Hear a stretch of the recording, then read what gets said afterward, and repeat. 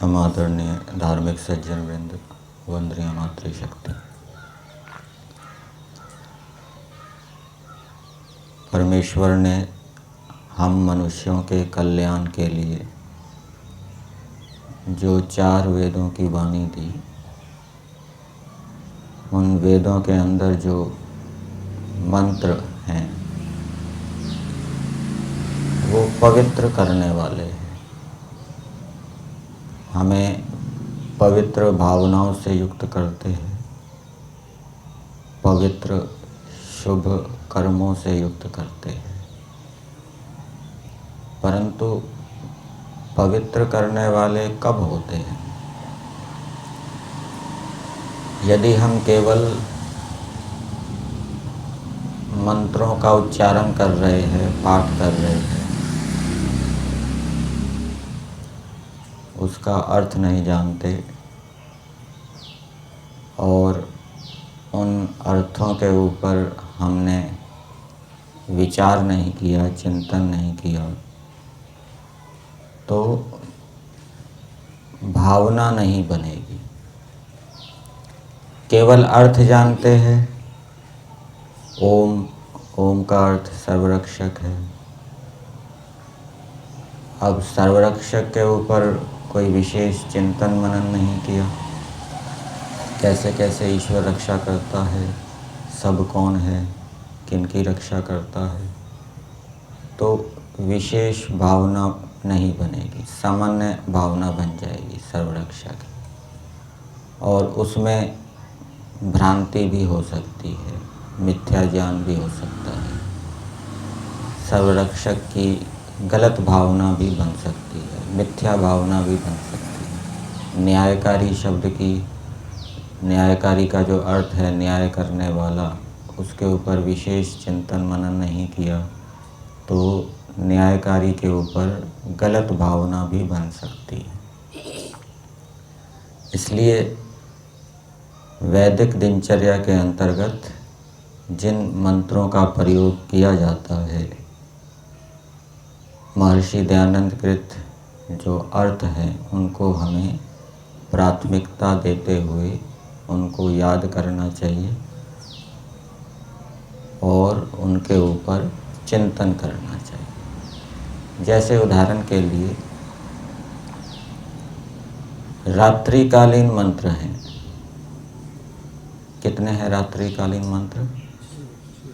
6। और स्तुति प्रार्थना उपासना के कितने मंत्र हैं? 8।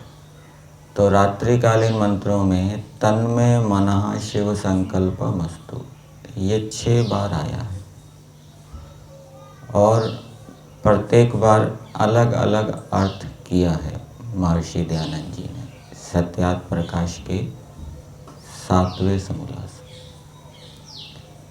पहला जो मंत्र है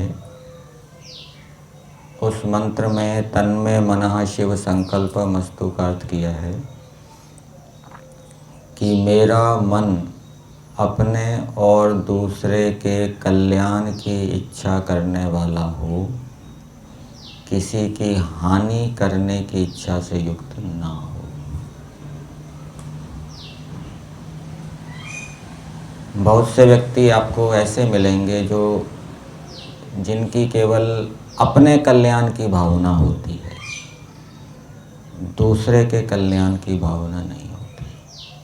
अनेक व्यक्ति ऐसे मिलेंगे जिनकी दूसरे के कल्याण की भावना होती है, अपने कल्याण की भावना नहीं होती। लेकिन अर्थ में क्या दिया है? मेरा मन अपने और दूसरे के कल्याण की इच्छा से युक्त हो, अपने कल्याण की भावना भी हो और दूसरे के कल्याण की भावना भी हो। अपनी उन्नति करते हुए दूसरे की भी उन्नति करना। ऐसा नहीं अपनी अवनति करते हुए दूसरे की उन्नति करना। ये तो वैसे ही है जैसे किसी डूबते हुए बालक को कोई बचाने गया, खुद ही डूब गया, तो वो क्या बचा पाए। और किसी की हानि ना करने की भावना, ये भी इस मंत्र का अर्थ यदि किया जाए तो मुझे किसी की हानि नहीं करनी, ये भावना भी होनी चाहिए। अब वो हानि क्या है उसके ऊपर विचार करना चाहिए। दूसरे की हानि क्या है, दूसरे का लाभ क्या है। दूसरा मंत्र देखेंगे।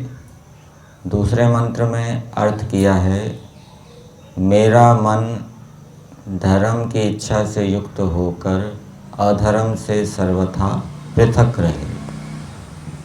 तो धर्म की भावना, धर्म करने की भावना, तो जब धर्म करने की भावना उत्पन्न होगी तो फिर व्यक्ति धर्म करेगा। और धर्म करने की भावना नहीं बनेगी तो वो कितना ही सुन ले पढ़ ले, वो धर्म कार्य नहीं करेगा। और वो भावना दृढ़ कब बनेगी, जब लंबे समय तक इसका अभ्यास किया जाएगा। दृढ़ भावना बने और भावना बनने के बाद फिर वो संकल्प ले कि मुझे धर्म करना है, अधर्म नहीं करना।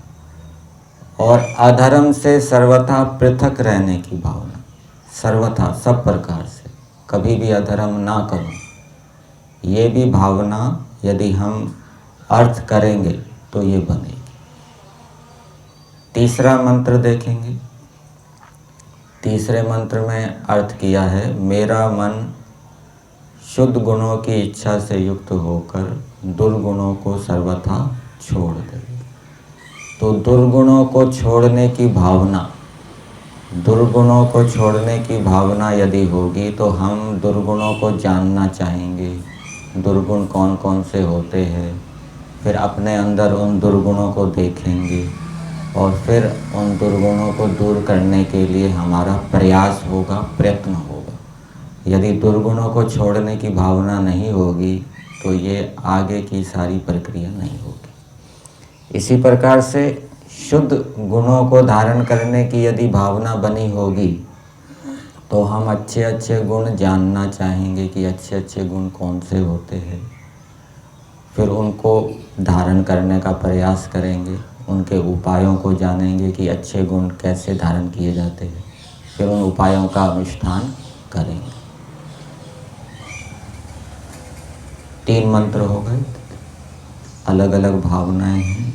इन भावनाओं से युक्त वही व्यक्ति होता है जो अर्थ भी करता है और विचार भी करता है। चौथा मंत्र है। चौथे मंत्र में क्या अर्थ दिया है? आप में से किसी मंत्र बोलते होंगे रात्रि काल में, तो उसका क्या अर्थ करते हैं, या केवल मंत्र बोल देते? एक तो ये तरीका है कि यदि अर्थ याद नहीं है तो पुस्तक सामने रखी जाए, मंत्र बोलो, उसका अर्थ भी पढ़ो। स्तुति प्रार्थना उपासना में अन्य एकत्र करते हैं ना। स्तुति प्रार्थना उपासना का मंत्र बोलते हैं, फिर अर्थ करते हैं, फिर मंत्र बोलते हैं, फिर अर्थ करते हैं। बड़े बड़े यज्ञों में ऐसा करते हैं। सामान्य रूप से तो ऐसा ही बोल देते हैं। तो इसी प्रकार से रात्रिकालीन मंत्र में भी अर्थ याद नहीं है तो मंत्र बोलो, पुस्तक से पढ़ो, फिर दूसरा मंत्र बोलो, फिर पुस्तक से पढ़ो। नहीं तो उसको याद करो, पुस्तक की आवश्यकता नहीं रहेगी।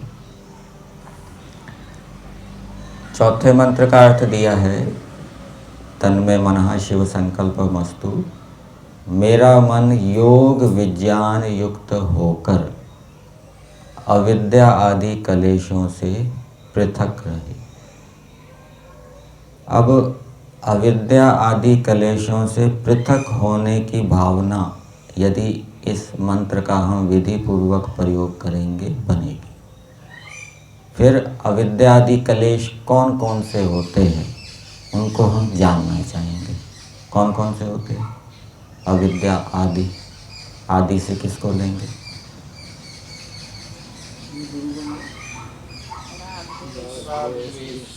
अविद्या, अस्मिता, राग, द्वेष, अभिनिवेश, मृत्यु के डर से दूर होने की भावना, अभिमान से दूर होने की भावना। ये विचार करेंगे तो ये भावनाएं बनेगी।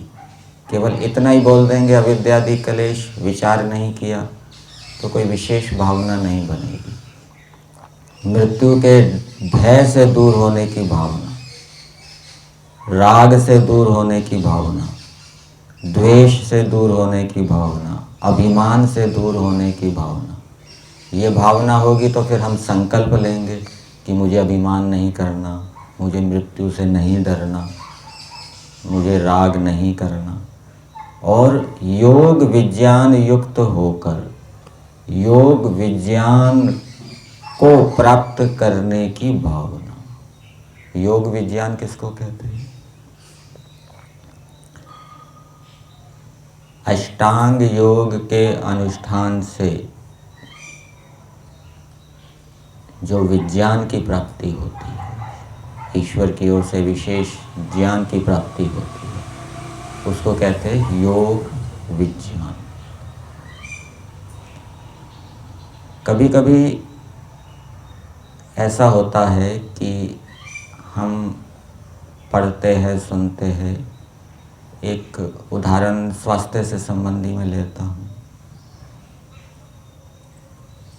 पहले हम उस व्यायाम को, उस क्रिया को नहीं कर रहे होते और कभी कभी अचानक सवेरे उठने पर ये विचार आ जाता है कि नहीं, अब ये करना है, तो उसी दिन से वो व्यायाम करना हम शुरू कर देते हैं। पहले हमने उसके विषय में बहुत सुना, पढ़ा, कर नहीं रहे थे, लेकिन एक दिन अचानक प्रातःकाल मन में विचार आ गया कि नहीं, ये तो करना है, तो आवश्यक है। अंदर बैठ गया कि ये इससे लाभ होगा। फिर वो उस दिन से उस व्यायाम को, चाहे दौड़ है, चाहे सूर्य नमस्कार है, चाहे और दूसरा व्यायाम है, उसको नियमित रूप से उसने करना शुरू कर दिया। पहले नहीं करता था। तो ये उस प्रक्रिया के विषय में विज्ञान उत्पन्न हो गया और वो उसके लिए लाभदायक था, उसके रोगों को दूर करने वाला था। तो ये विज्ञान कब उत्पन्न हुआ?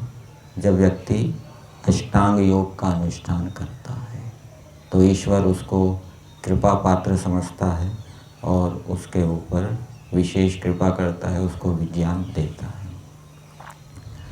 इसी प्रकार से अनेक विषयों में ईश्वर से हमें विज्ञान की प्राप्ति होती है।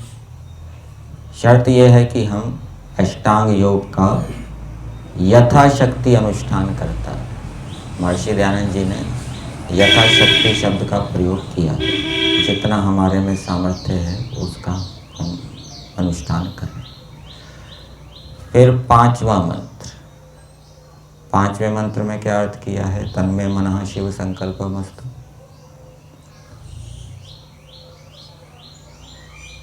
मेरा वो मंत्र है यस्मिन ऋचः सामयज्ञ। इसका संबंध विद्या के साथ है, वेद है यहाँ। तो मेरा मन अविद्या का अभाव करके विद्या प्रिय सदा रहे, मैं विद्या प्रिय बनूं, विद्या प्रिय बनने की भावना, विद्या मुझको प्रिय हो गई। तो विद्या प्रिय बनने की भावना होगी तो व्यक्ति फिर विद्या को प्राप्त करने का प्रयास करेगा, विद्या प्रिय बनेगा और विद्या प्रिय बनेगा फिर वो विद्या को प्राप्त करने का प्रयास करेगा। विद्या जिसको प्रिय है, ईश्वर जिसको प्रिय है, ईश्वर जिसको प्रिय है मतलब ईश्वर की आज्ञा जिसको प्रिय है, ईश्वर की आज्ञा जिसको अच्छी लगती है, उस ईश्वर की आज्ञा का पालन करने से जो प्रसन्न होता है, जैसे वो व्यक्ति उसको प्रिय है, वो व्यक्ति उसके पास आएगा तो वो प्रसन्न हो जाएगा। तो ईश्वर प्रिय है मतलब ईश्वर की आज्ञा प्रिय है, ईश्वर की आज्ञा पालन करने से उसको प्रसन्नता होती है और ईश्वर की आज्ञा का पालन ना करे तो अप्रसन्नता होती है। इसी प्रकार से विद्या प्रिय है, विद्या यदि वो प्राप्त कर रहा है तो उसको प्रसन्नता होगी और विद्या में कोई बाधा उपस्थित हो गई तो उसको अप्रसन्नता होगी। तो ये भी भावना होनी चाहिए, हम विद्या प्रिय बने। ईश्वर ये चाहता है मनुष्यों से कि मनुष्य कैसे बने, विद्या प्रिय बने। ईश्वर ये चाहता है कि मनुष्य अपने दुर्गुणों को छोड़े। ईश्वर ये चाहता है मनुष्य अच्छे अच्छे गुणों को धारण करे। ईश्वर ये चाहता है कि मनुष्य अपना भी कल्याण करे, दूसरों का भी कल्याण करे। ईश्वर ये चाहता है कि मनुष्य किसी की हानि ना करे। ईश्वर ये चाहता है कि मनुष्य अविद्या आदि कलेशों से पृथक रहे।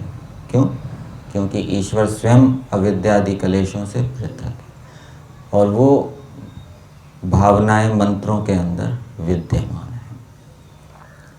फिर अंतिम मंत्र है। अंतिम मंत्र में क्या अर्थ किया है कि मेरा मन अपने इंद्रियों को अधर्म आचरण से हटाकर सदा धर्म आचरण में प्रवृत्त रखे। तो ये इंद्रियों को अधर्म से हटाने की भावना, उनको धर्म आचरण में लगाने की भावना। अब इसमें भी हमें विचार करना पड़ेगा कौन सी इंद्रिय से हम अधर्म कर रहे हैं। आवश्यक नहीं है कि सभी इंद्रियों से हम अधर्म कर रहे हो। कुछ इंद्रियों से हम अधर्म कर रहे होते हैं, कुछ इंद्रियों से हम धर्म आचरण कर रहे होते हैं। तो विशेष रूप से उन इंद्रियों की भावना बनाना कि इन इंद्रियों से मैं अधर्म आचरण करता हूँ और परमेश्वर से प्रार्थना करना कि हे परमेश्वर, मैं इस अधर्म से पृथक होकर मेरा मन इस इंद्रिय को धर्म आचरण में सदा लगाए। तो इस प्रकार से भावना भी बनती है और कोई दोष, कोई दुर्गुण, कोई बुराई हमारे अंदर विद्यमान है, उसको हटाने का प्रयास भी हमारी ओर से होता है।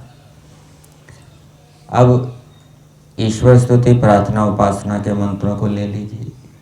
उन मंत्रों में कस्मै देवाय हविषा विधे, ये 4 बार बोलते हैं और अनेक तो अर्थ भी करते होंगे उसका आर्य समाजों में। तो क्या अर्थ है कस्मै देवाय हविषा विधेम? तीसरे मंत्र से शुरू है ना ये, या दूसरे मंत्र से शुरू है? दूसरे से लेकर छठे तक, दूसरे से लेकर छठे तक। तो कस्मै देवाय हविषा विधेम, इसमें प्रार्थना की गई है।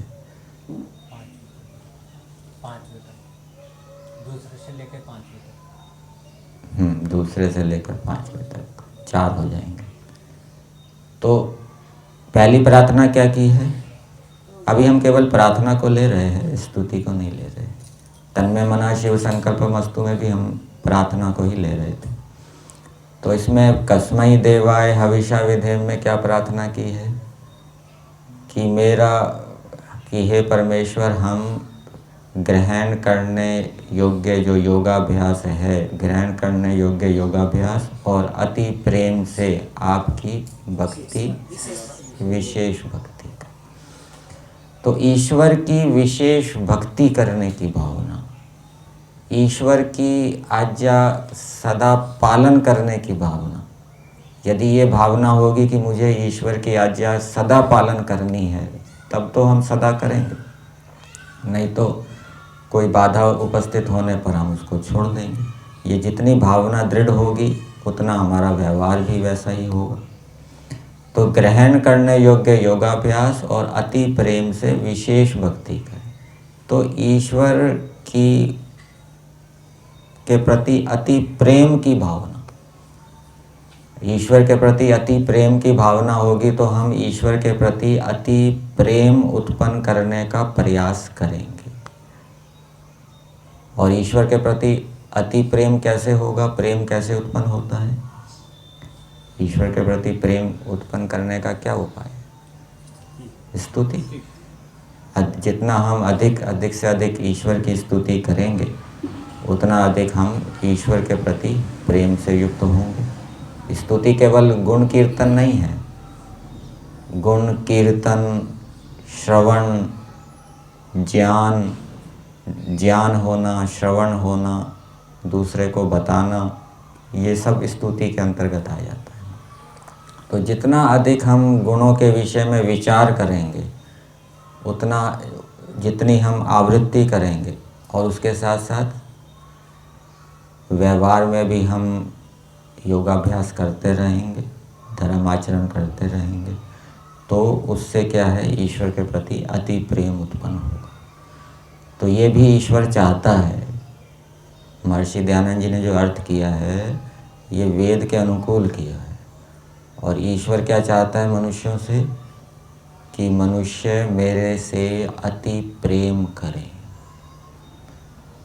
यदि हम ईश्वर से सामान्य प्रेम करते हैं, अति प्रेम नहीं करते, तो ये ईश्वर की भावना के अनुकूल नहीं, हम ईश्वर के प्रिय नहीं बन पाएंगे। और ईश्वर क्या चाहता है,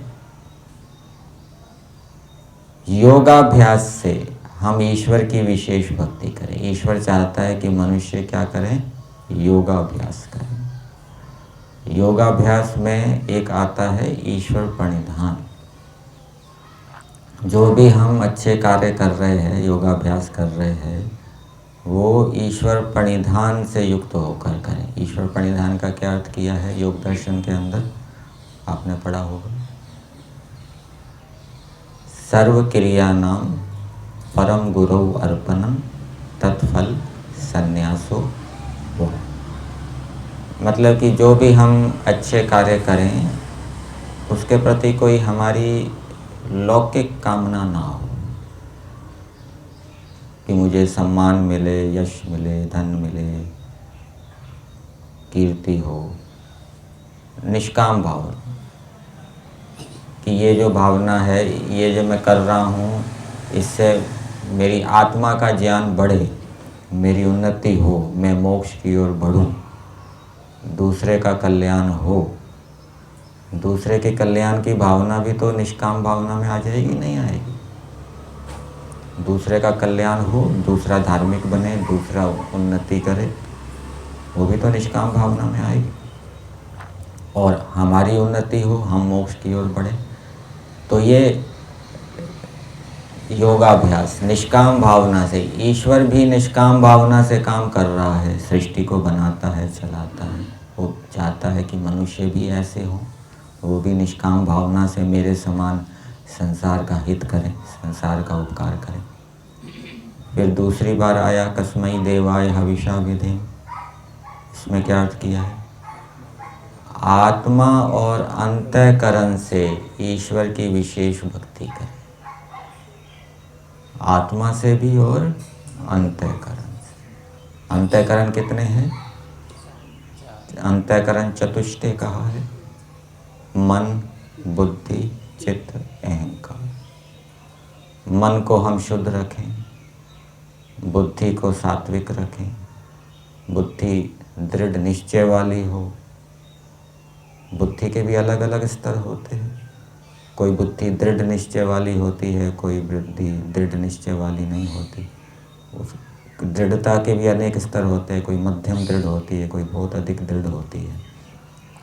तो ये अंतःकरण से ईश्वर चाहता है कि हम अच्छे कार्यों में दृढ़ हों, अच्छे गुणों में दृढ़ हों, अच्छे स्वभाव में दृढ़ हों। तो उनकी दृढ़ता की भावना है इसमें।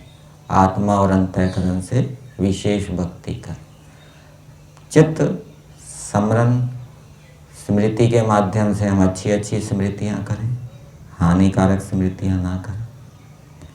और अहंकार, अहंकार का क्या कार्य है, उससे हम मैं हूँ की अनुभूति करते हैं, और मैं कर रहा हूँ, मैं हूँ। तो वो अशुद्ध अहंकार ना हो, शुद्ध अहंकार। फिर तीसरे मंत्र में दिया है कस्मै देवाय हविषा विधेम। सब सामर्थ्य से हम आपकी विशेष भक्ति करें, सब सामर्थ्य से। तो सब सामर्थ्य से ईश्वर की आज्ञा का पालन करने की भावना, यदि ये भावना नहीं होगी तो हम सब सामर्थ्य से ईश्वर की आज्ञा का पालन नहीं करेंगे। और फिर अगले मंत्र में दिया सकल उत्तम सामग्री से हम ईश्वर की विशेष भक्ति करें। जो उत्तम उत्तम पदार्थ हैं और वो पदार्थ भी हमने धर्म पूर्वक अर्जित किए हों, तो उससे हम ईश्वर की विशेष भक्ति करें। जैसे यज्ञ है, यज्ञ के अंदर कुछ व्यक्ति सामान्य सामग्री का प्रयोग करते हैं, कुछ विशेष सामग्री का प्रयोग करते हैं। तो ये जैसे यज्ञ उत्तम सामग्री से यज्ञ किया जाता है, वैसे ही हम उत्तम सामग्री से ईश्वर की विशेष भक्ति करें का मतलब क्या है? उत्तम उत्तम गुण कर्म स्वभावों को धारण करके फिर उनको संसार के हित में लगाएं, संसार के उपकार में लगाएं, ईश्वर की आज्ञा के पालन में लगाएं। ये है सकल उत्तम सामग्री से विशेष भक्ति करें ईश्वर। तो ये भावनाएं बनती है, इनका अर्थ का, इनका संबंध साधना के साथ है, इनका संबंध हमारी उन्नति के साथ है। यदि ये अनेक प्रकार की भावनाएं हमारे जीवन में नहीं है तो लक्ष्य प्राप्ति नहीं हो पाएगी, जीवन की सफलता नहीं हो पाएगी। अब उपस्थान मंत्रों को ले लीजिए। उपस्थान मंत्र 4 हैं। पहला मंत्र है, पहले मंत्र में क्या प्रार्थना की है? उद्गन्मा, कि हम, हे परमेश्वर, हम श्रद्धा पूर्वक आपको प्राप्त हों। तो श्रद्धा पूर्वक ईश्वर की प्राप्ति की भावना, ये भावना बननी चाहिए कि हम श्रद्धा पूर्वक ईश्वर को प्राप्त हों। ईश्वर की प्राप्ति क्या है? ब्रह्मचर्य आश्रम में जो ब्रह्मचारी रह रहा है वो भी इस मंत्र को बोलेगा। उसके लिए ईश्वर की प्राप्ति क्या है? वो अच्छे अच्छे विद्या आदि गुण कर्म स्वभावों को धारण करेगा। तो वो मैं श्रद्धा पूर्वक ईश्वर के गुण कर्म स्वभावों को धारण कर। गृहस्थ आश्रम में जो मनुष्य है वो भी इस मंत्र को बोलेगा। उसके लिए ईश्वर की प्राप्ति क्या है? कि मैं गृहस्थ आश्रम के जो कर्तव्य कर्म हैं, धर्म हैं, उनका ठीक प्रकार से अनुष्ठान करूं। पूज्य स्वामी सत्यपति जी ने उनके प्रवचनों का संग्रह किया है, उसमें एक पंक्ति लिखी है, भाव रूप में बताता हूँ कि जो गृहस्थ आश्रम के धर्मों का ठीक ठीक प्रकार से अनुष्ठान करता है वो भी ईश्वर की प्राप्ति के समान है। इसी प्रकार से वानप्रस्थ आश्रम के भी, वानप्रस्थी के भी अनेक नियम बताए गए हैं। तो उन जो नियमों का उन ठीक ठीक अनुष्ठान कर रहा है, पंचमा यज्ञ आदि कर रहा है, तपस्या कर रहा है, तो वो भी ईश्वर की प्राप्ति है। श्रद्धा पूर्वक करे। वो गृहस्थी है, वो भी अपने कर्तव्य कर्मों धर्मों का अनुष्ठान श्रद्धा पूर्वक करे। ये श्रद्धा पूर्वक ईश्वर की प्राप्ति। और फिर सन्यासी के लिए ईश्वर की प्राप्ति 2 प्रकार की हो जाएगी। एक तो वो निष्काम भावना से धर्म का, विद्या का प्रचार करेगा, ध्यान का अभ्यास भी करेगा, और ईश्वर का साक्षात्कार करने के लिए वो ध्यान आदि लगाएगा, तो ईश्वर का साक्षात्कार हो जाए, ये उसकी ईश्वर की प्राप्ति। और दूसरी ईश्वर की प्राप्ति क्या? वो संन्यास आश्रम के जो कर्तव्य कर्म हैं उनका ठीक ठीक अनुष्ठान करे। वो उनका ठीक ठीक अनुष्ठान करेगा, उसका संबंध ये ईश्वर के साक्षात्कार वाली प्राप्ति से है। और वो सन्यासी यदि अपने कर्तव्य कर्मों का, धर्मों का ठीक प्रकार से अनुष्ठान नहीं कर रहा तो वो ध्यान समाधि में परिवर्तित हो जाए, ऐसा नहीं होगा। तो इस प्रकार से जिन मंत्रों का हम प्रयोग करते हैं प्रतिदिन, उनको हम अर्थपूर्वक प्रयोग करने का प्रयास करें, अर्थों के ऊपर विचार भी करें, जिससे कि हम दिव्य भावनाओं से युक्त हों।